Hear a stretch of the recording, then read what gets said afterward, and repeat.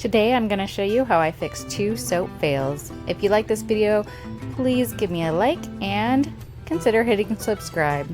So here's my soap. I loved the top and it is scented with fresh cut roses from Nature's Garden. I had such high hopes for this and I had Mother's Day in mind when I made it. Here I am cutting it and I'm in disbelief at the inside. I hate it. What I was hoping were beautiful swirls were not. So, toothpick to the rescue. There it is. Not lovely. So I googled simple rose designs and what I found was actually a tattoo. I sketched it out myself and this is what I ended up with. So how did I do it? I took that sketch, I took a toothpick, and I basically sketched it onto the soap with that toothpick.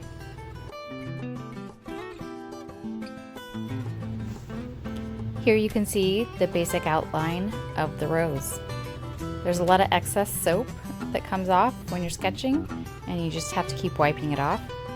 And next, here you see me going over that sketch with a tiny screwdriver and carving a deeper groove. So now you can actually see the design and see the rose. Next comes the mica painting, and I use Mad Micas, and I will link that in the description box below. And basically you just get a little isopropyl alcohol and some mica and a paintbrush. I used a kid's paintbrush from one of those little watercolor sets and cut off a bunch of the bristles so it was super thin. You have to keep wiping off the excess with something soft like a tissue because you don't want to create grooves or prints in your soap with something harsh like a paper towel. So here's the finished product. It was labor intensive, but I think totally worth it. Here is my next soap rescue. This is a lemongrass scented soap, and I was actually totally happy with this design. I think it's really pretty. It goes with the scent. But the problem that occurred was that the fragrance misbehaved and it made the soap kind of grainy.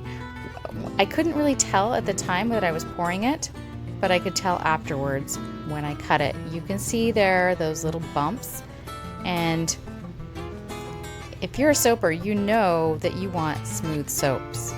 So look at that. An easy fix. I planed it and it looks gorgeous. I was so happy with this result, and I will link this planer in the description box below. This is something that I just got. I have been soaping for about a year now, and it is sort of a higher ticket item, about $200 with shipping. So it's not something you want to get when you're just starting off, but when you've been in it for a while, you want high quality items, and this really was worth every penny and saved my soap.